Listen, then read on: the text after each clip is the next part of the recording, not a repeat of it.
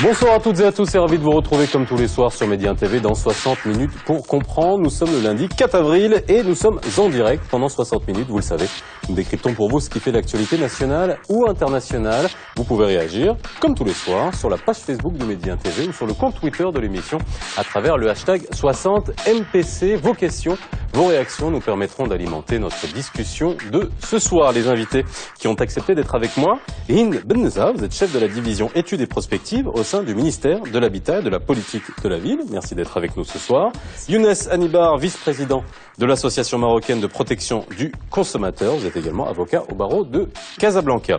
Et enfin, Yassine Lehlou, vous êtes fondateur de Meilleur Taux Maroc, comparateur de crédit immobilier et président de la commission éthique et communication à la FNPI, la Fédération nationale des promoteurs immobiliers. Merci d'être avec nous dans 60 minutes pour comprendre.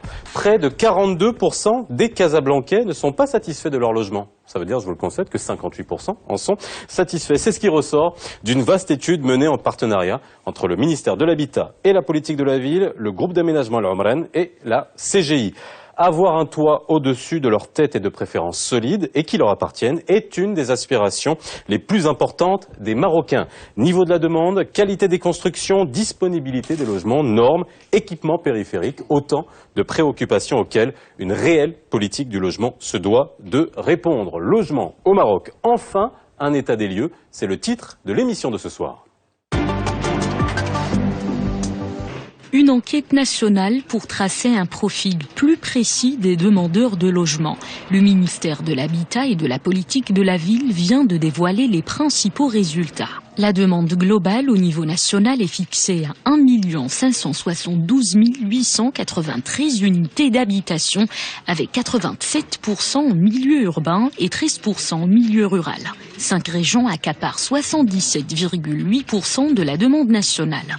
Le Grand Casablanca Stat, Marrakech Safi, Rabat Salé Kenitra, Tanger Tétouan Al Hoceima et en 5e position la région Fès Meknès. Au niveau national, 86,5% des demandeurs optent pour l'acquisition du bien immobilier et plus de 13% choisissent la location. La demande en milieu urbain pour un usage de résidence principale est dominante avec 93%, contre 4% seulement pour le logement secondaire et 3% pour l'investissement. L'enquête réalisée par le département de Nabil Ben Abdallah s'est également intéressée au degré de satisfaction sur l'ensemble du territoire national. 76% des ménages ont qualifié positivement leur logement actuel. 21,5% d'entre eux se sont même dit très satisfaits. Pour réaliser son enquête, le ministère de l'Habitat s'est basé sur un échantillon de 55 460 ménages répartis entre les milieux urbains et ruraux. Les 51 équipes mobilisées se sont concentrées sur les données relatives à 28 grandes villes du royaume. Bien, alors, madame, messieurs, ce soir, nous allons essayer déjà de lire entre les lignes de cette étude, des résultats de cette étude, surtout au niveau des promoteurs immobiliers, des professionnels, comment cela va se traduire en utilisation, et en termes de transformation, en termes d'action, et surtout au niveau de l'association de protection du consommateur, et même d'un point de vue juridique. On parlera notamment du code de la construction dans un deuxième temps. Qu'est-ce que ça implique et qu'est-ce que ça peut insuffler comme souffle au niveau du secteur des logements et de la construction. Alors, Hind Benneza, vous êtes la personne idoine pour nous parler de cette étude, puisque vous êtes la chef de division des études et prospectives au sein du ministère de l'Habitat. Alors déjà, cette étude, c'est quand même une étude de grande ampleur. Je le disais, le titre de l'émission, c'est enfin un état des lieux. C'est vrai que c'est la première étude du genre qui permet d'avoir une vraie cartographie de l'habitat au Maroc. Absolument, c'est une étude qui a été en fait basée sur un échantillon, comme vous avez dit tout à l'heure sur votre reportage, sur un échantillon de 55 000 ménages, plus de 55 000 ménages. Nous avons à peu près 42 000 ménages en milieu urbain et l'enquête touche aussi le milieu rural avec plus de 13 000 ménages. En fait, c'est la première étude en fait qui touche la demande en logement, c'est-à-dire le souhait des gens, le désir des gens, le désir des ménages et les caractéristiques du logement désiré par le ménage marocain. Nous avons toujours disposé d'informations sur l'offre en logement. Nous les avons, nous les connaissons. Sur les déficits en logement, nous les avons toujours estimés. Mais la demande, en fait, on ne l'a jamais eue. Aujourd'hui, cette grande étude, en fait, elle va servir à tout le monde. Elle va servir d'abord à asseoir les stratégies du ministère, déjà. et toutes les politiques en fait publiques en matière de logement, mais aussi pour les études de faisabilité pour les promoteurs immobiliers. Donc ils vont pouvoir investir là où il y a vraiment la demande et avec quelle typologie, et où nous sommes rentrés même dans les caractéristiques du ménage, c'est-à-dire le revenu du ménage, l'âge du ménage, le type de logement demandé, la superficie demandée, et nous avons décliné tout cela sur toutes les régions du Maroc et sur les 28 villes, les 28 grandes villes marocaines. Donc là, je plante un peu le décor de cette étude-là. Alors, on va revenir bien sûr sur les principaux résultats de cette étude et qu'est-ce qu'ils vont impliquer, justement, parce que c'est ça qui est important de savoir. Yassine Lahlou, à la Fédération nationale des promoteurs immobiliers, je suppose qu'on accueille chaleureusement les résultats d'une étude qui doivent être attendus par les promoteurs. Merci de m'avoir invité. Clairement, on se réjouit d'avoir autant d'informations. On est souvent critiqué à la Fédération des promoteurs dans les choix où les promoteurs investissent. Avec des informations aussi précises, on aura de l'intelligence pour mieux décider où investir, quand investir, combien investir. Est-ce que cette région est déjà saturée par rapport à la demande? Est-ce que cette région le déficit est encore colossal? Où est-ce qu'il faut aller et quelle population il faut cibler et quelle cible d'appartements faut-il faire dans telle région ou telle région? On n'a jamais eu accès à autant d'intelligence, que ce soit cette étude ou l'étude qui a été faite par la DGI, la Direction Générale des Impôts. Donc aujourd'hui, on a beaucoup d'informations qui nous permettent de faire des choix intelligents dans nos stratégies d'investissement. Alors, on reviendra parce que la question que je vais vous poser, c'est comment vous faisiez avant. Parce que c'est vrai qu'aujourd'hui, vous nous dites, aujourd'hui, on va avoir les moyens de mieux cibler les zones où il faut construire. Aussi, qu'est-ce qu'il faut construire? Parce que ça aussi, c'est important de le savoir. On y reviendra. Maître Hannibal, une étude de ce genre? Une étude très intéressante en termes de chiffres, oui. Économiquement, oui. Effectivement, c'est le travail du ministère et puis ça éclaire la voie pour les promoteurs immobiliers pour permettre de mettre en place des plans marketing éventuellement. Sauf que l'étude, dont je ne sais pas, nous avons quelques réserves au niveau de l'association Protection du consommateur par rapport à un certain nombre de chiffres. L'étude, elle est ce qu'elle est aujourd'hui, avec les chiffres qu'elle comporte, détaillée avec beaucoup d'informations, certes, sauf que je ne sais pas si il y avait la possibilité aussi de venir puiser dans les réclamations. Le taux de satisfaction ou d'insatisfaction, il aurait été plus, je dirais, judicieux de venir chercher l'information dans le réel, ne pas se contenter uniquement peut-être d'enquêtes auprès des ménages, etc. Les réclamations que nous recensons au niveau de l'association Protection des consommateurs révèlent une autre réalité que celle à laquelle nous avons assisté à travers le reportage. Alors, on y reviendra.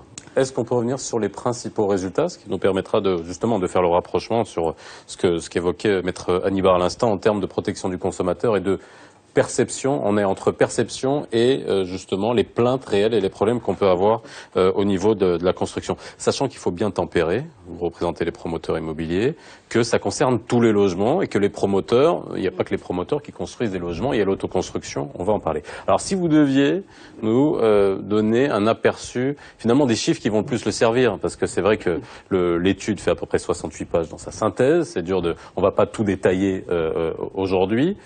Si vous deviez retenir des chiffres principaux, quels seraient-ils? Alors on va dire que la demande marocaine en logement, elle est plutôt urbaine. Elle est à plus de 80% urbaine. La demande aussi, elle est immédiate. Alors sur les 1 500 000, nous avons plus de 1 200 000 qui sont demandeurs aujourd'hui, c'est-à-dire dans l'écart d'une année. Et le reste, c'est-à-dire les 300 000, c'est sur 5 ans. On va dire aussi, enfin c'est une révélation de l'enquête, c'est que le Marocain, il demande plus aujourd'hui les appartements que les lots de terrain pour construire un logement en autoconstruction. Donc le paysage urbain, à travers tout cela, le paysage urbain marocain va se transformer. Il devient de plus en plus urbanisé, si vous voulez, de plus en plus moderne. Et qu'est-ce qu'on peut dire aussi sur la demande aussi? La demande, elle est aussi versée sur l'acquisition. Donc si vous avez vu, c'est que nous avons juste un petit pourcentage de 13% sur la location. Et tout le reste, c'est pour l'acquisition. Et ça, c'est en fait, c'est normal. Le Marocain, son bien immobilier est un bien aussi économique et une garantie économique et culturellement, oui, c'est ça. Donc en fait, à peu près les chiffres globaux, ça serait ça. On va dire aussi un chiffre très important, c'est que Casablanca, elle s'accapare 30% de la demande marocaine. Donc on peut comprendre ça. La région de Casablanca, avec Casablanca toute seule, 60% des 30%. Donc c'est pour voir en fait l'ampleur et le poids de la demande au niveau de Casablanca. Elle est suivie de Marrakech à raison de 16%. Et puis par la suite, il y a Rabat et puis Tanger. Enfin, les autres pôles qui viennent de suite. Ben, en gros, c'est ça. Et puis la tendance, elle est plutôt urbaine. Toutes les tendances sont plutôt urbaines. Donc le rural, ils sont demandeurs, oui, mais à un taux moindre que l'urbain. Donc, alors, si je vois ces chiffres-là, c'est vrai qu'on voit déjà le niveau de la demande et le niveau du besoin, et surtout ce qui est à retenir, c'est exigible, entre guillemets, c'est maintenant. C'est-à-dire que les gens ont l'intention. En fait, dans une enquête, on rappelle encore une fois, vous êtes allé poser la question aux gens, et c'est du déclaratif par rapport aux gens qui disent, voilà, on souhaiterait acquérir un logement dans l'année qui suit. Ça, à ce niveau-là, Yassine Lahlou, c'est quoi? Ça vous permet à vous, promoteurs immobiliers, d'avoir un marché potentiel aujourd'hui clair en termes de demande de logement et surtout destiné à l'acquisition, ce qui vient confirmer finalement une tendance dont on parle très souvent aussi sur ce plateau, qui est la tendance à nous, Marocains, à vouloir acheter un logement. Oui, alors ça veut dire qu'il y a un marché adressable d'1,5 million d'unités qui sont où le besoin est réel et là, clairement, et il faut qu'on réponde à cette demande. Mais pour répondre à cette demande, l'étude vient à point nommé parce qu'elle va nous guider où aller répondre et comment répondre. Par exemple, l'information sur le fait que les gens veulent de plus en plus d'appartements, c'est révolutionnaire en termes de sociologique. Avant, on était dans des maisons marocaines modernes qui étaient construites par des non-professionnels. Et aujourd'hui, les appartements, c'est en général des gens dont c'est le métier principal, la promotion immobilière, qui construisent des appartements. Et on voit que l'évolution de la société fait que les gens veulent de plus en plus des appartements modernes, mieux construits, que des choses qui ont été faites sans les normes ou sans respect de beaucoup de règles urbanistiques. C'est plutôt en fait la tendance à l'urbanisation des grandes villes. En fait, Casablanca, elle est à 73% urbaine. Et c'est ce qui explique la demande en appartement. Les gens savent pertinemment qu'il n'y a pas lieu d'avoir un lot de terrain à Casablanca. C'est tout à fait saturé à l'intérieur. Économiquement, impossible. Impossible. Et donc, c'est ce qui explique en fait la demande, et disons, on peut dire ça pour Marrakech, pour Rabat et pour toutes les grandes villes. Donc, c'est plutôt la tendance urbaine voilà, l'aspect urbain de la région qui fait que la demande vers l'appartement est beaucoup plus importante que celle vers le lot. Alors, on ira vers le ciblage. Vous avez parlé de ciblage entre les besoins en économique, besoins en moyen standing, besoins en haut standing. Je ne sais pas s'il y a un autre graduel dans cette échelle-là. J'aimerais revenir sur le taux de satisfaction qui a été quand même annoncé.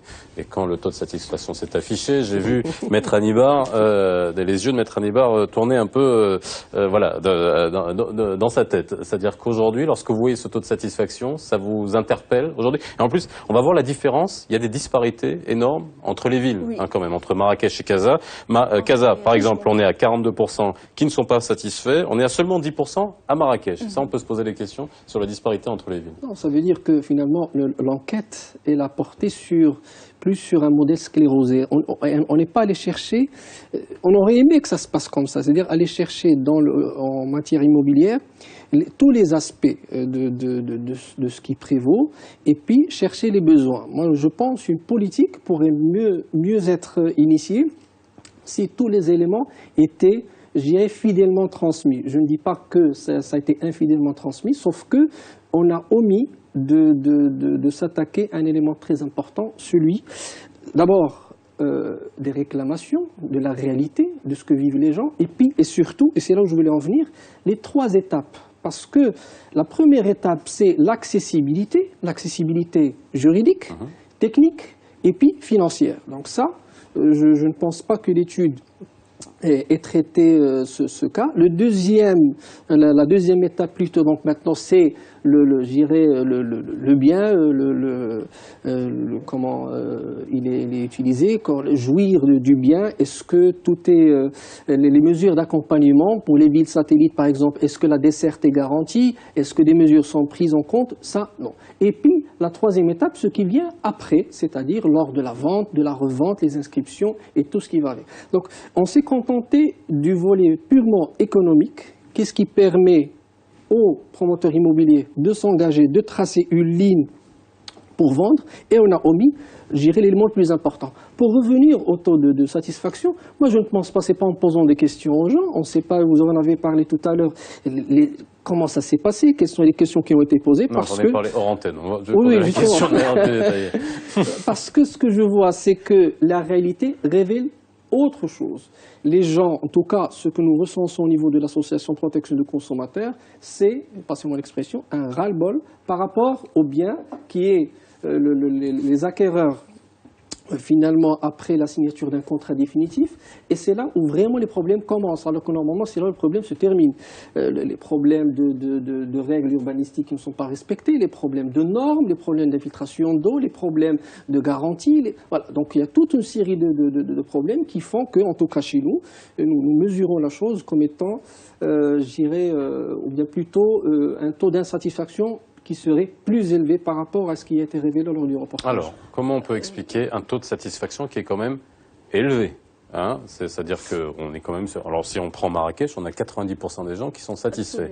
La question par rapport à ce qu'essaye de tempérer Maître Hannibal, c'est, voilà, est-ce qu'on a pris en considération différents éléments pour construire finalement cette satisfaction? Comment on a évalué cette satisfaction? Oui, en fait, moi, je reviens sur l'intervention de C. Hannibal. En fait, je pense que nous avons été pertinents dans l'enquête, parce que nous sommes allés justement chercher le réel. Nous sommes allés chez le ménage marocain. Parce que, oui, mais vous ne représentez pas tous les Marocains du pays. Ah, il y a une fédération nationale de protection des consommateurs. Nous avons touché en fait le réel en posant la question à la personne. Nous avons touché vraiment le réel, en fait, la réalité de la réalité. La réalité de la perception. La perception, oui, en fait. C'est une perception. C'est une perception. Et puis, quand on dit que les réclamations, vous avez certainement des éléments, mais moi aussi, je voudrais avoir des éléments chiffrés, des éléments scientifiques. Fallait les demander. Oui, mais les demander. En fait, nous avons fait tout seuls. Nous sommes allés sur le terrain. Et nous avons pu avoir quand même nous avons posé directement la question aux ménages marocains. On leur a demandé est-ce qu'ils sont satisfaits, oui ou non. Alors quand ils ne sont pas satisfaits, c'est lorsqu'ils ne sont pas satisfaits qu'on a demandé quelles sont les raisons d'insatisfaction. Et par rapport à quoi, justement, c'est ça la question. Par rapport à quoi, en fait, ils ont évoqué, je ne vais pas tout vous étaler, mais quatre grands points qui sont le premier. Le premier, il est d'abord d'ordre, on va le dire, urbanistique. C'est qu'ils sont insatisfaits à cause de l'éloignement de leur logement, de tous les équipements de base, en fait, d'enseignement, de santé, etc., de transport. Par rapport à la qualité du logement, ça vient en deuxième catégorie. Donc, pourtant, c'est la première. Et chez vous, voilà, vous devez quand même vous remettre sur les résultats, vous mettre aux résultats de l'enquête, parce que l'enquête et la sortie, en fait, c'est l'éloignement qui est le plus. Et à Casablanca surtout, c'est 60% des ménages qui demandent, qui sont insatisfaits à cause de l'éloignement de leur logement. Donc, alors moi, je pose juste une question. D'un point de vue scientifique, après on passera sur le reste. Lorsqu'on parle de satisfaction, et c'est ce qu'évoquait Maître Hannibal, alors je vous ai posé la question hors antenne, un niveau de satisfaction, ça se mesure avec différentes questions. Ça peut être question sur la construction, question sur l'accès, sur le processus d'acquisition, sur le processus de construction, parce qu'il n'y a pas, encore une fois, on ne fait pas seulement appel à des promoteurs, on fait appel aussi à l'autoconstruction, à l'achat de l'eau, etc. Est-ce que tout cela a été mesuré ou on est seulement sur une mesure de satisfaction globale? En fait, les objectifs de l'étude, c'est de disposer des éléments sur la demande en logement. La question sur la satisfaction, c'est une question parmi 75 questions de l'enquête.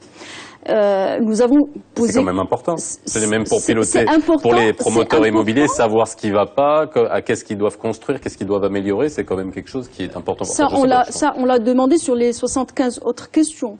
La seule question sur la satisfaction, c'est sur leur logement actuel. Aujourd'hui, est-ce qu'ils sont satisfaits, oui ou non? Donc, lorsqu'ils disent qu'ils ne sont pas satisfaits, c'est là où on approfondit un peu plus. Mais ce n'est pas une enquête, en fait axée sur la satisfaction. Elle a sorti bien sûr ce taux, il est important à retenir. Bien sûr, il a peut-être, je sais pas, il a peut-être choqué des gens, mais c'est les ménages marocains qui déclarent qu'ils sont satisfaits. On n'a pas à leur dire non, attention, vous ne devez pas être satisfait. Parce que j'ai vu dans le communiqué que les deux cas, parce que lorsqu'on pose la question, est-ce que vous êtes satisfait ou très satisfait, on ne laisse pas de marge d'interprétation. Est-ce que dans la gradualité des questions, satisfait, insatisfait, passez-moi l'expression, dégoûté, déçu, est-ce que ça a été... Oui. Moi, je vais passer, pour qu'on passe à autre chose, poser la question, parce que c'est quand même important, oui. puisqu'on a la Fédération des promoteurs immobiliers sur le plateau. Est-ce que ça envoie un signal finalement aux promoteurs, mais pas seulement, de tout va bien en termes de qualité de logement? Est-ce que tout va bien? Je vais vous poser la question sans détour. Est-ce que tout va bien en termes de qualité de logement? Ça veut dire, est-ce que vous n'êtes pas en train de dire, on continue comme ça? Alors, au-delà des chiffres qui sont extrêmement importants pour fixer une politique, pour segmenter, pour savoir où est-ce que il y a des zones critiques, j'imagine, où il y a un déficit en logement. Au-delà de ça, est-ce que vous prenez ça en disant, écoutez, finalement, ça va plutôt pas mal en termes de qualité de logements qui sont livrés? Alors, moi, les chiffres sur la satisfaction, on est content de voir qu'il y a quand même sur 73% des ménages qui se déclarent entre satisfaits et très satisfaits. Okay, il y a beaucoup de gens qui sont insatisfaits, parce que ça reste quand même 5% de gens insatisfaits, mais sur une population cible aussi importante, je peux imaginer que vous n'avez même pas 1% des plaintes de ces gens-là. Vous parlez de chiffres, mais à la Fédération, vous n'avez pas ce type de chiffres. Aujourd'hui, grâce à cette enquête, nous, promoteurs, on réalise qu'il y a quand même 5% de gens qui sont très insatisfaits, et ces 5%-là, il faut qu'on les travaille sur deux volets. Un, le volet comment améliorer au niveau de la Fédération des promoteurs la qualité qu'on livre à nos clients, et deux, comment améliorer le métier. Aujourd'hui, quand on prend le métier de promoteur immobilier au Maroc, on est 700 professionnels sur 3500 intervenants. 700 professionnels qui sont à la Fédération des promoteurs. Voilà, ceux qui adhèrent à la Fédération. Ouais, 700 sur 3500. Sur 3500 qui construisent. Chaque personne qui a un terrain au Maroc peut décider demain matin d'être promoteur immobilier, de construire un appartement, une maison moderne, une maison marocaine moderne ou autre. Donc ces gens-là, on ne peut pas, nous, au sein de la Fédération, les contrôler. Ce qu'on a fait sur ces 10 dernières années en termes d'évolution et de maturité pour les promoteurs, pour leur expliquer que le client va être de plus en plus exigeant et donc il faut se mettre aux normes et améliorer, que ce soit les processus, que ce soit la qualité, que ce soit les différentes étapes que vous avez citées, la pré-vente, la vente, l'installation et la gestion au quotidien. Parce que aussi la gestion, le syndic et toutes ces parties-là, c'est une des grandes raisons d'insatisfaction des gens, n'oubliez pas. Et donc nous, aujourd'hui, ce qu'on veut essayer de faire, c'est de se dire peut-être qu'il faudrait réglementer l'accès à ce métier.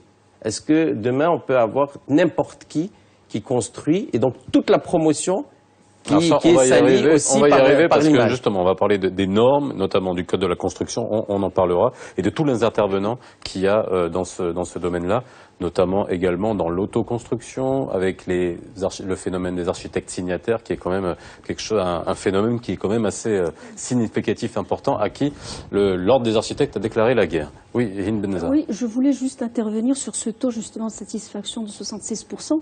Pourquoi nous avons posé cette question? Une question qui vous semble un peu comme ça, posée sans critères, etc. Nous l'avons posée justement, c'est pour avoir une donnée importante. Pourquoi? Combien y a-t-il de demandeurs et de non-demandeurs sur les satisfaits? C'est-à-dire dans les 76%, combien de personnes sont demandeurs et combien de personnes ne sont pas demandeurs? C'est parce que le ciblage, l'objectif, c'est la demande. Ce n'est pas qu'ils soient satisfaits, c'est très bien, mais l'objectif de l'étude, c'est la demande. Et donc, qu'est-ce qu'on a trouvé? On a trouvé que sur les 76% des satisfaits, on a 42% qui sont non demandeurs. Parce qu'ils sont satisfaits, c'est normal. Mais il y a 34% qui sont demandeurs. Ils sont satisfaits, mais demandeurs. Donc, soit c'est pour un deuxième logement, soit pour un investissement, soit qu'ils veulent améliorer leur niveau, leur cadre bâti, etc. Donc, en fait, tout revient vers l'objectif on va dire primordial ou essentiel de l'étude, c'est la demande en logement. C'est pour ça qu'on ne s'est pas trop focalisé sur tous les critères, etc. D'ailleurs, c'est vrai, il y a des chiffres qui sont d'ailleurs la conséquence. Oui. D'ailleurs, même je pense que ça a été fait en 2015, Oui. Il y a des chiffres qui répondent à une réalité qui a prévalu depuis les 5 ou 10 dernières années, qui fait qu'aujourd'hui, j'ai été frappé aussi par le fait qu'il n'y a que 12% de personnes qui sont concernées ou bien qui sont attirées par l'achat sur plan. Oui. Alors, quand on sait quels sont les problèmes, quels ont été les problèmes posés par la vente en état futur d'achèvement, donc les chiffres, il y a quelques chiffres qui sont la conséquence d'une situation qui a prévalu antérieurement. Absolument. Je voulais revenir juste Oui, un point sur l'insatisfaction. L'insatisfaction, pour répondre un peu à ce que vous disiez tout à l'heure, elle a deux volets.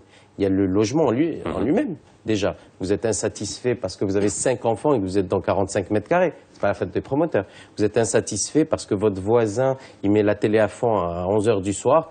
C'est pas la faute des promoteurs, c'est de l'éducation, ça. Et vous êtes insatisfait parce qu'il n'y a plus de syndic. Et que l'immeuble et c'est pas la faute des promoteurs. Vous êtes insatisfait parce que la densité des appartements dans une résidence est importante. Okay. Ensuite, vous êtes insatisfait aussi parce que l'environnement, l'école la plus proche est où? Le transport, l'état des rues, la collecte et ça c'est la ville dans son ensemble. Après, c'est sûr que le promoteur a un rôle. Je ne veux pas dire que le promoteur n'a aucun rôle, mais ce type d'étude va nous permettre encore plus d'améliorer et pour mieux répondre aux clients. Il faut, à mon sens, ne pas dire « Ah, moi, ça ne correspond pas à ce que je pensais ». Et donc, cette étude ne vaut pas Nous, aujourd'hui, on est très satisfaits que cette étude existe. Si on revient sur l'approche méthodologique, on est quand même, je rappelle l'échantillon, c'est quand même 55 000 ménages. Ça a duré 1 an, cette étude. Donc, méthodologiquement, en termes d'échantillonnage, elle est bien sûr inattaquable. Alors, revenons sur le ciblage.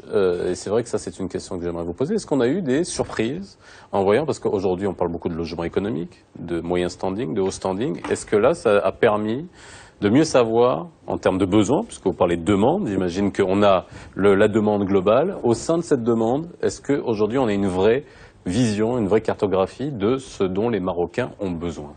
Alors l'étude a fait ressortir quand même que la majorité des Marocains souhaitent acheter un logement dans la tranche entre 140 000 et 250 000 dirhams. Donc on est toujours dans le logement social et donc c'est c'est quelque chose de plus de à peu près 60% de ménages marocains qui souhaitent acheter ce genre de logement. Bien sûr, les raisons sont dues aux revenus des ménages, c'est normal. Mais aussi, il y a une grande part aussi de ménages marocains qui souhaitent accéder à un logement de standing moyen. Quelque chose comme un peu plus de 30%, mais c'est comme on a dit tout à l'heure, on va dire un gisement qu'il faut travailler en fait ensemble et qu'on a déjà commencé avec le dispositif de logement de la classe moyenne, mais qu'il va falloir bien sûr améliorer avec le contexte d'aujourd'hui et avec les revenus qu'on a fait sortir sur le... Moi je voudrais juste rebondir sur ce qu'a dit monsieur Helou tout à l'heure. En fait, tout n'est pas rose. Il faut dire que tout n'est pas rose. Sur l'insatisfaction, il y a 40% de personnes qui ont des logements, qui sont insatisfaits de leur logement. Et donc, il y a quand même matière à travailler dans ce sens. C'est vrai que 53% sont dus à l'urbanisation, etc., l'éloignement, la pollution, la densité, tout ça. Mais 40% quand même, qui vient juste après, 40% de personnes qui sont insatisfaites à cause de leur logement.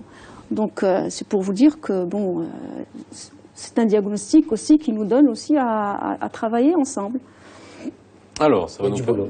Il y a du boulot. Justement, on va en parler. On va notamment parler du code de la construction, de l'accès au métier de promotion immobilière, qui pose de vraies questions, aux règles qui régissent finalement la construction au Maroc, et dans quelle mesure ça agit sur la qualité des logements qui sont proposés pour servir la politique. Finalement, la vraie question, c'est de savoir de quelle politique va être menée suite à ça, que ce soit d'un point de vue du ministère ou d'un point de vue des promoteurs. On fait une petite pause et on revient juste après.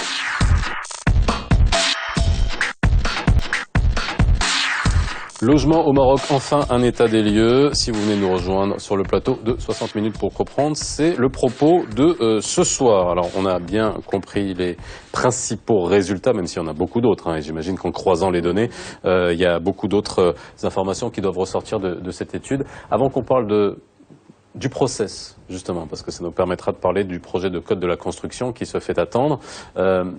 Vous vouliez, Yassine Ahlou, rajouter quelque chose? Oui, moi, en lisant l'étude, j'ai constaté qu'il y avait 51% des demandeurs, donc un peu plus de... 41 ah, bon, pardon, 41% des demandeurs qui étaient en dessous de 250 000 dirhams. Exact. Avec les 140 000, ça faisait... Bon, 41%. 41%. Ok. 41% qui voulaient un logement en dessous de 250 000 dirhams. Voilà. Heureusement que la politique marocaine pour l'accession au logement a prévu des produits qui répondent à cette demande. Et ça, c'est fabuleux quand même.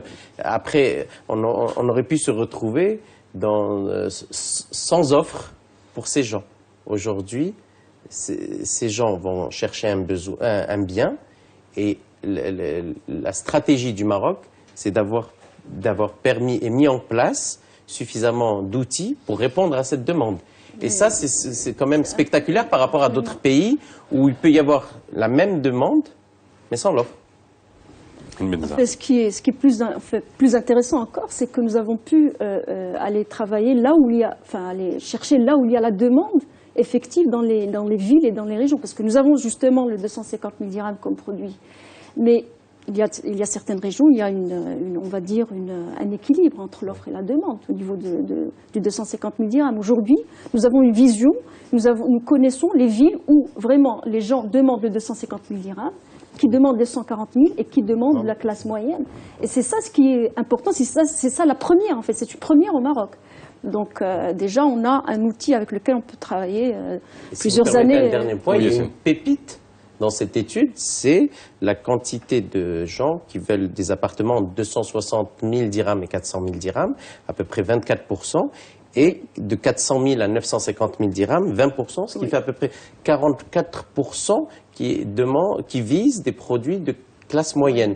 Donc il faut qu'on réponde à cette demande, il faut qu'on trouve les moyens pour répondre avec adéquation à cette demande. Alors justement, avant qu'on parle de ce projet de code de construction, parce que j'ai beaucoup de questions par rapport à ça, je vais poser la question à Maître Hannibal. Lorsque vous nous dites ça, ça veut dire qu'il y a un nouveau segment qui apparaît. On a le logement économique, on était habitué au logement économique, au moyen standing, on ne sait pas exactement ce que ça veut dire, et le haut standing, où parfois on ne sait pas exactement ce que ça veut dire. Maître Hannibal, non mais voilà, est-ce que la nomenclature aujourd'hui dans la promotion immobilière, où on a l'impression que tout le monde peut dire qu'il fait du haut standing ou du moyen standing, est-ce qu'elle est contrôlée? Est-ce qu'on sait aujourd'hui? Est-ce qu'on a le droit d'appeler n'importe quel projet haut standing ou moyen standing? Il n'y a rien. Il n'y a rien. En tout cas, dans la loi, rien. Vous savez, même sur des affiches publicitaires, haut standing, très haut standing, très très haut standing, on ne sait pas. On crée il n'y a pas de limite, mais ça ne répond pas parce que cela se vérifie, je dirais, dans le réel. Vous avez parlé d'économique, je suis d'accord, c'est une initiative louable, il n'y a pas de problème. Mais si c'est pour produire les unités dans lesquelles vivent les gens aujourd'hui, avec les réclamations, avec les problèmes qu'ils vivent, c'est pas la peine. Donc si c'est pour les mettre dans des biens, parce qu'il y a le côté économique, on est parfaitement d'accord, mais il y a un volet social qu'il faut respecter. Il n'y a aucun respect, parce que c'est pour ça que j'ai dit en début d'émission, il fallait venir puiser chez les associations de protection du consommateur. Vous auriez eu plus d'informations par rapport à la qualité de ce qui est vendu. Soit on construit correctement, sinon c'est pas la peine, ça ne sert à rien du tout. Bon, le message est lancé. Attendez, alors j'ai juste Radija qui nous dit les professionnels au Maroc craignent la mise en application du projet du code de la construction. De quelles mesures se plaignent-ils? On regarde un sujet de Manal Khadari, on revient juste après. Une réglementation déterminante pour le bâtiment au Maroc. Le code de construction est attendu depuis des années par plusieurs intervenants. Objectif, arrêter les aspects administratifs, techniques et juridiques de toute la chaîne. Promoteurs immobiliers, entreprises de construction, architectes, ingénieurs spécialisés, importateurs et revendeurs de matériaux de construction, et la liste est longue. Le code a été soumis au secrétariat général du gouvernement en mars 2015, mais il n'est pas encore adopté en Conseil du gouvernement. Actuellement, le ministère de tutelle place le sujet au cœur de ses priorités. Nabil Ben Abdallah fera de son possible pour faire adopter le texte avant la fin de son mandat. C'est en tout cas ce qu'il a déclaré récemment à la presse. Selon des observateurs, le texte piétine vu sa complexité et le grand nombre des parties impliquées, en l'occurrence les ministères de l'Habitat, de l'Équipement, de l'Énergie, de l'Emploi et de l'Industrie, sans oublier l'Ordre des architectes, l'Institut marocain de normalisation et les associations professionnels. Le code de construction devrait renforcer l'arsenal juridique en vigueur, notamment la loi numéro 1290 relative à l'urbanisme et la loi numéro 2590 relative au lotissement, groupe d'habitation et morcellement. Le nouveau texte devrait également identifier tous les intervenants avec une répartition claire de leurs responsabilités, réglementer l'ouverture et la fermeture des chantiers, mais aussi préciser les exigences en matière de gestion des risques. Alors, c'est vrai que ce code de la construction, on ne va pas rentrer en détail dedans, mais ça montre la nécessité aujourd'hui de régir la profession. Vous le disiez tout à l'heure, Yacine Lahlou. Maintenant, je vais rebondir sur ce que vous disiez. Aujourd'hui, n'importe qui peut devenir promoteur immobilier, alors que cela soit une institution, un petit promoteur, un grand promoteur ou même un auto-promoteur, puisqu'il y a beaucoup de gens aussi qui font de l'auto-construction. Ça, c'est quelque chose qui est essentiel aujourd'hui pour, on va dire, assurer la politique de logement qui va être édictée suite aux résultats de cette étude. Écoutez, nous, sur le code et la catégorisation, on est 100% pour sortir quelque chose et pour avoir un outil de travail. On a travaillé main dans la main avec le ministère jusqu'au jour où, comme vous avez dit, c'est arrivé au secrétariat général. Ça nous arrange qu'il y ait un code de la construction. Pourquoi? Parce que du coup, il y a des normes et il y a des gens qui pourront naturellement sortir du métier. Parce que plus il y a de normes, moins il y a de non-professionnels. Donc aujourd'hui, nous, on attend ce code avec impatience. Et d'ailleurs, au sein de la fédération, ce qu'on a fait, comme le code ne sortait pas, on a fait notre propre, si on peut dire code, c'est la labellisation, pour montrer qu'il y a certains projets qui ont atteint un tel niveau de technicité et de respect des règles qu'ils ont reçu un label, le label Iltizam, qui permet de savoir que tel projet ou tel projet a respecté 100% des normes en vigueur. On attend les nouvelles. C'est une labellisation par projet et non pas par promoteur. Par projet, parce que chaque projet est labellisé et c'est un acte choisi par le promoteur et non pas obligatoire, car on est une fédération, on n'est pas gendarme du métier. Donc il y a des choses qu'on ne peut pas imposer, mais on propose aux promoteurs de se faire labelliser pour montrer aux clients que sur certains projets, c'est au maximum des normes marocaines. Nous avons déjà sorti 9 projets cette année, il y a 30 qui sont en cours et nous sommes en train de sensibiliser les promoteurs dans ce sens pour qu'ils adhèrent de plus en plus. Le jour où le code va sortir, ça va nous arranger. Nous, on est d'accord là-dessus. Comment, aujourd'hui, c'est vrai que peut-être que beaucoup de Marocains vont le découvrir, c'est que seulement 26 normes sur 1024 qui sont en vigueur aujourd'hui sont obligatoires. Il y en a seulement 26 qui sont obligatoires. Je me pose la question, justement, qu'est-ce qui bloque le code de construction? En termes de gestion de priorité, il y a des lois qui ne nécessitaient pas une refonte. Je parle de la 4400, qui était inapplicable pour certains, donc j'ai toujours défendu le principe qu'elle était inappliquée. C'est la VFA, c'est la vente en état futur d'achèvement. Mais le code de construction, pourquoi ça bloque? Parce qu'il comportera certainement des mesures contraignantes, des mesures peut-être disciplinaires, des sanctions, un dispositif sévère. C'est ça, parce qu'on va mettre les normes, on va mettre finalement standardiser en quelque sorte ce qui prévaut aujourd'hui en termes en textes disparates, etc. Donc on va tout remettre dans un code de construction et on y intègre toutes les professions concernées. Donc un code de construction On peut s'inspirer de ce qui se passe en France, d'ailleurs, comme c'est le cas pour l'ensemble, pas mal de textes marocains. Donc s'il tarde, c'est pas bon signe, parce que s'il y a une volonté d'aller de l'avant, et si, avec l'enquête qui a été menée, on s'inscrit dans cet esprit de donner un élan pour l'immobilier de façon générale, je ne comprends pas pourquoi le code de construction bloque, alors que d'autres textes qui ne sont pas du tout prioritaires voient le jour, mais d'une manière très très rapide. C'est important. Aujourd'hui, je repose la question. Je veux dire, à la lumière des résultats que vous avez eus dans cette étude-là, ça donne lieu à une segmentation. On sait exactement quel type de logement, où et quand, finalement, on en a besoin. Ça me revient à dire aujourd'hui, si ça ne s'accompagne pas de ce code de la construction, d'un certain nombre de normes, parce que comme quand on voit le nombre de normes, le nombre qui est très petit finalement, de normes qui sont obligatoires, on a vraiment l'impression qu'on fait ce qu'on veut au niveau de la construction. Je lis Khadija sur Facebook qui nous dit quels sont les... Non, alors est-ce que le projet du code de la construction, une fois adopté, réussira à régler l'anarchie qui règne dans le secteur de l'habitat? Est-ce qu'on peut considérer ça comme une anarchie? Puisque finalement on voit qu'il y a très peu de normes à respecter pour construire. En fait, nous travaillons sous la couverture de la loi 1290 sur l'urbanisme et sous la couverture de la loi sur les lotissements, la loi 2590, qui vraiment, et ce sont deux lois qui vraiment encadrent réellement, enfin, qui n'ont rien à envier aux réglementations internationales sur l'acte de bâtir ou de lotir. Ce qu'il y a, c'est que dans ces lois-là, il y a des règlements généraux qu'il fallait sortir. Alors, ces règlements généraux, nous sommes en train de sortir certains. D'ailleurs, il y a le RPS sur le parasismique qui est sorti en 2002 et qui est rénové, qui a été en 2013, de 11 et puis 2013. Et puis il y a le règlement général sur la protection des incendies, contre les incendies, qui est sorti en 2015. Donc ce sont en fait les spécificités de cette grande loi, qui est celle de 1290 et qui définit en fait, il n'y a pas d'anarchie parce que c'est l'application des textes de loi qui peut-être pose problème. Mais les textes sont là, Le problème, c'est la multitude de textes. C'est parce qu'il y a beaucoup de textes qu'on tombe parfois dans la contradiction. Et quel texte applicable? Il y a un grand problème aujourd'hui, et d'ailleurs le projet de loi sur la copropriété est en train de peut-être arranger les choses, la loi 106/12, qui mettra un terme à la confusion qui s'installe dans les esprits.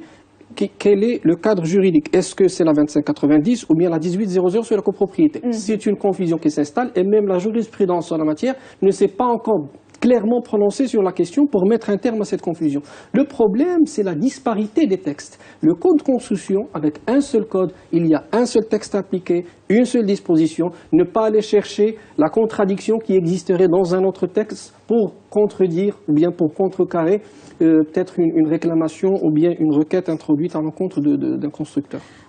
En fait, le code, il va rassembler tous les textes en fait qu'il y a sur la scène de la construction. Il y a lieu aussi de moderniser les méthodes, en fait, les instructions de dossier, les méthodes, en fait, toutes les méthodes, en fait, il y a lieu de les moderniser dans ce texte-là. Je vois sourire. Parce que tout ça, c'est beau. Parce que, oui. Est-ce qu'il y a une volonté? Est-ce qu'il y a une volonté de venir appliquer strictement là? Parlons vrai, parlons clair. On va poser la question aux promoteurs immobiliers, mais c'est vrai que ça va poser aussi la question, je le répète encore, des autoconstructions. Parce qu'il y a les promoteurs et bien sûr les autoconstructeurs.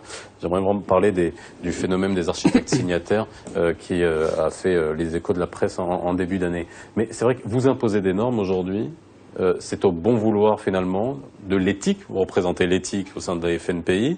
Ça, c'est quelque chose aussi qui est discuté. C'est-à-dire rien n'oblige un promoteur aujourd'hui. On me dit bien dans les faits, concrètement, est-ce qu'il est contrôlé de manière régulière? Le mot, c'est le contrôle. Ah oui, justement, voilà, je pose cette question-là. Mais il y a aussi, vous me parlez d'éthique. Donc l'éthique parfois ne nécessite pas de contrôle. Alors, qu'est-ce qui oblige aujourd'hui un promoteur à appliquer des normes? On parle du parasismique, mais j'imagine que dans la construction, il y a énormément d'autres normes à respecter. Alors, je pense que les promoteurs professionnels à FNP, on représente les promoteurs professionnels. Et ils respectent la majorité des normes obligatoires. Il y a je pense, très peu de promoteurs qui prennent le risque de ne pas avoir de bureau d'études, de bureau de contrôle. Aujourd'hui, avec tout ce qu'on a vu et avec les catastrophes qu'il y a eu, tout le monde s'est mis aux normes. Maintenant, le secteur dans sa globalité ne respecte pas tout. Et donc aujourd'hui, certains clients qui ne sont pas assez matures par rapport à l'achat vont souvent acheter des biens chez des promoteurs qui ne sont pas professionnels et qui prennent des risques avec les normes. Il y a des problèmes avec des promoteurs Oui, mais il y a énormément de problèmes avec de non-professionnels. Qui se disent professionnels. Il y a beaucoup de énormément de problèmes avec des non-professionnels. Donc le code, quand il va sortir et qui sera imposé à tout le monde, c'est bien, mais encore faut-il qu'ils soient contrôlés. Nous, au sein de la fédération, on l'attend avec plaisir, parce que plus il y aura de contrôle et plus il y aura de règles, et moins il y aura... on sera enclin à attendre la maturité des acheteurs. Des acheteurs et des promoteurs. À quel âge on est mature pour acheter? Selon l'étude, c'est 43 ans. Voilà. Alors, je voulais justement rebondir sur ce que vient de dire Seyil Helou, c'est que qu'est-ce qu'un promoteur professionnel? Qu'est-ce qu'un promoteur professionnel? En fait, il n'y a pas de loi qui dit qu'il n'y a aucune loi, il n'y a aucun soubassement juridique qui nous dit que celui-là est professionnel et que l'autre ne l'est pas. Donc, il y a matière à faire dans ce contexte. Il y a matière aussi à définir qu'est-ce que la maîtrise d'ouvrage d'abord. La maîtrise d'ouvrage, quand on parle de maîtrise d'ouvrage, qu'est-ce que c'est? Et dans la maîtrise d'ouvrage, il y a les promoteurs immobiliers, il y a l'autoconstructeur, il y a le lotisseur.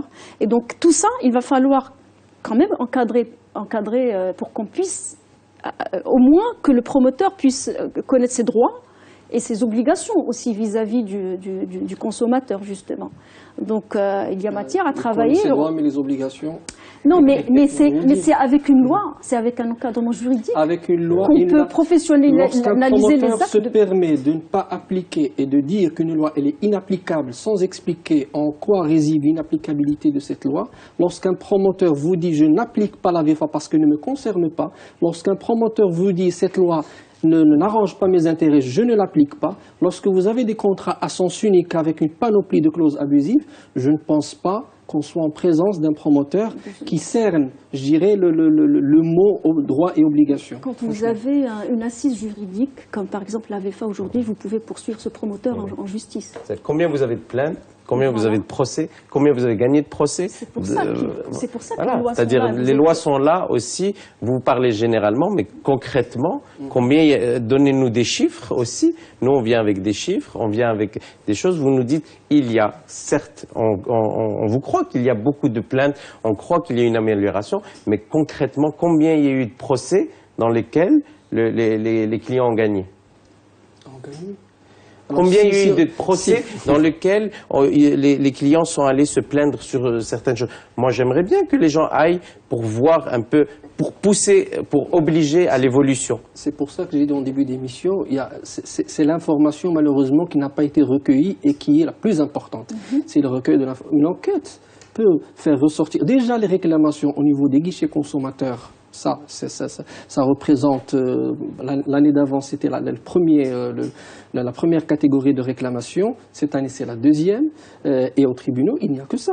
Il n'y a que ça. Alors, si on doit parler de ce qui se passe aux tribunaux, là, c'est une autre paire de manches. Je pense qu'on aura besoin d'une autre émission parce qu'avec des décisions contradictoires, on n'en finit pas. Écoutez, on ne va pas se voiler la face. Il y a de gros problèmes en termes d'application de la loi de la part d'un certain nombre de promoteurs. L'éthique, je veux bien, et puis nous on s'inscrit plus dans l'esprit d'un partenariat à l'effet de cerner les problèmes pour les régler. On n'est pas ici pour, casser ou bien briser l'effet de votre enquête. Bien au contraire, cette enquête, on demande à ce qu'elle soit complète. En plus, pour qu'elle soit menée en partenariat avec des organismes externes, pour qu'elle ait plus de crédibilité. Elle est crédible, notre enquête, parce que, écoutez... Pour qu'elle ait plus de crédibilité. D'accord.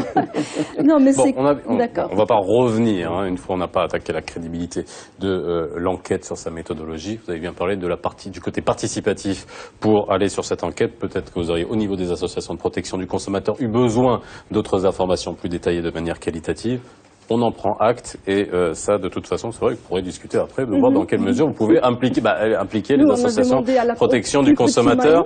Juste, voilà. Bon, après, il y a beaucoup de choses qui peuvent confirmer d'une autre manière, même d'un point de vue chiffré. Sur l'autoconstruction, Alors ça, on a bien parlé des promoteurs immobiliers. Au niveau de l'autoconstruction, aujourd'hui, c'est vrai qu'on parle de ce code de construction qui peut faire le ménage, entre guillemets. On voit quand même que sur le terrain, il y a des problèmes en termes de process de construction, avec notamment le phénomène des architectes signataires, qui est quand même un phénomène assez important. On a des architectes finalement qui n'ont jamais vu l'immeuble qui est construit et qui apposent des cachets. Ce sont des choses qui ont été dénoncées par le Conseil des architectes lui-même. Ça pose de vrais problèmes. On revient au contrôle dont parlait Lahlou. Encore une fois, la formulation d'une vraie politique de logement qui arrive avec des normes, avec le respect de process clairs, est-ce que ça va nécessiter aujourd'hui d'être beaucoup plus sévère,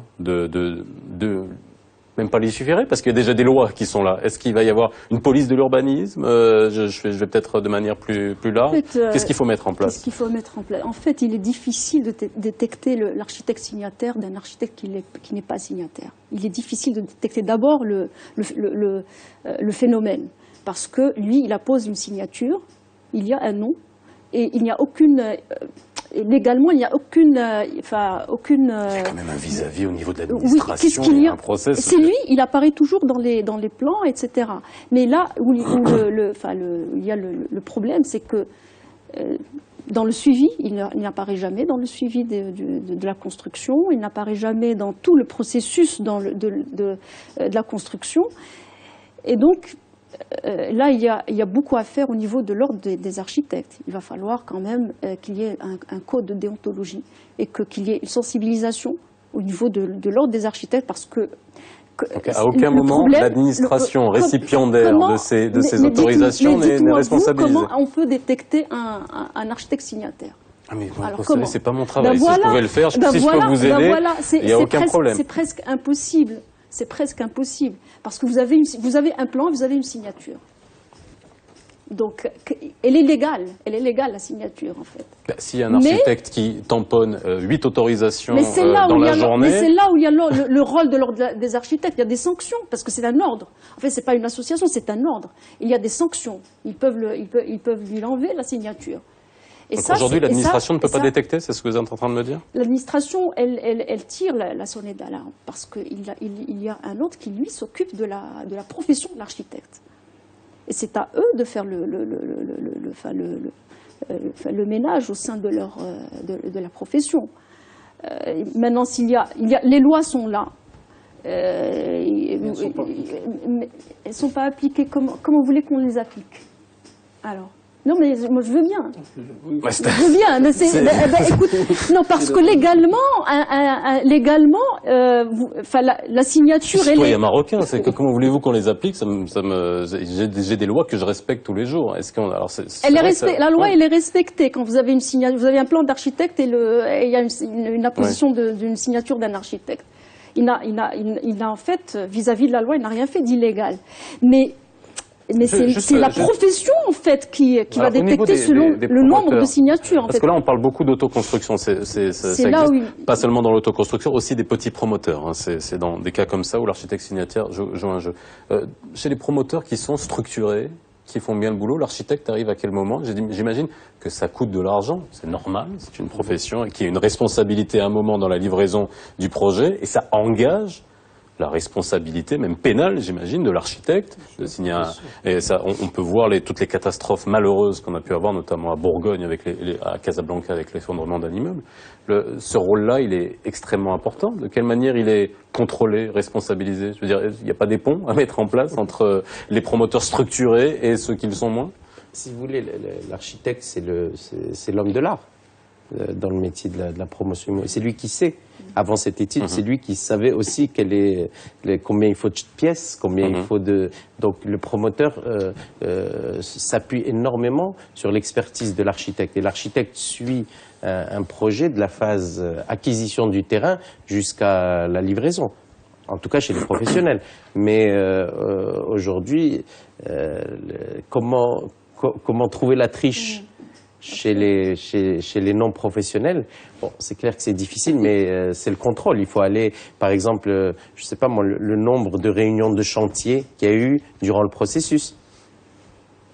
si vous allez chez n'importe quel promoteur, pour n'importe quel bâtiment, vous allez voir que les dalles ont été réceptionnées, que l'architecte a signé, donc il y a des étapes qui sont faites, en tout cas chez les pros. Peut-être qu'on peut, sans demander autant de choses aux non-professionnels, on peut imposer certaines règles et surtout les contrôler. Le problème, comme vous avez dit tout à l'heure, c'est toujours, il y a les lois, où est la justice et où est le contrôle. Alors, on arrive aux dernières minutes de l'émission. Dans l'étude, vous avez parlé, un des motifs d'insatisfaction, et c'est là où on va voir les ponts qu'il peut y avoir dans la politique, c'est souvent l'éloignement des équipements périphériques lorsqu'on a un logement. Alors, on a bien parlé du logement intrinsèque, des murs, du toit, de la qualité, mais il y a aussi finalement la non-intégration de l'environnement. Et là, je veux dire, dans quelle mesure cette étude, finalement, on a l'impression d'avoir confirmé quelque chose qu'on savait un peu déjà, peut-être de manière beaucoup plus détaillée, de manière beaucoup plus ciblée. Là, de quelle manière on agit? Est-ce que c'est avec les promoteurs? Avec tous les ministères? C'est très transversal, avec le ministère de l'Éducation, le ministère de la Santé, le ministère de l'Équipement. Aujourd'hui, est-ce que tout le monde va jouer le jeu pour mettre des écoles, un centre de santé, un espace vert, des espaces de jeu? Déjà le problème de la desserte. Et l'accessibilité. En fait, le premier acteur de toute localité, c'est la commune. La commune, en fait, qui gère son territoire, et c'est la commune qui est gestionnaire en fait, de son territoire et qui sait, comme vous dites tout à l'heure, quel type de desserte il faudra offrir aux citoyens, quel type d'équipement il va falloir installer, etc. Mais là, comme vous dites, c'est très transversal. Et c'est tous les départements ensemble qu'il va falloir convaincre pour pouvoir avoir un équipement scolaire ou un équipement de santé, etc. Des fois, nous sommes à deux vitesses différentes. C'est-à-dire, il y a la vitesse de l'offre en logement. Le logement, il va peut-être à une vitesse beaucoup plus rapide que l'installation des équipements qui vont avec. Parce qu'il va falloir installer une certaine densité de personnes, une certaine densité dans le territoire, pour pouvoir faire fonctionner l'enseignement, l'école ou le lycée ou le centre de santé. Et donc, le logement vient toujours en amont et les équipements en aval. Or, le citoyen marocain, il demande l'inverse. Il vous dit, moi, je voudrais m'installer là où il y a en fait les équipements. Et donc, ce sont deux vitesses différentes. Et là, c'est le rôle de tous les départements marocains. Alors, moi, je pense que c'est un travail d'équipe. Parce que là, on n'est plus ni dans la promotion ou dans l'habitat, on est dans la ville. On est dans politique de la ville. Comment faire pour qu'un citoyen soit satisfait dans l'endroit où il va vivre. Qui est le premier? Est-ce que c'est l'appartement ou l'école? C'est difficile à dire, mais ça doit être quasiment en même temps, parce que si vous mettez une école et pas de citoyens, ça sert à rien. Et si vous mettez des citoyens sans école, vous avez des gens insatisfaits et surtout qui va éduquer ses enfants. Donc je pense que c'est doit être une stratégie nationale et qu'on doit tous se donner la main pour réussir ces projets-là, que ce soit au niveau de l'éducation nationale, de la sûreté, ou des transports surtout, parce que très souvent, on emmène les gens habiter loin, et le travail reste quand même à une très longue distance, et il faut pouvoir faire travailler ces gens-là. Or, s'il n'y a pas de transport en commun, il n'y a pas de vie.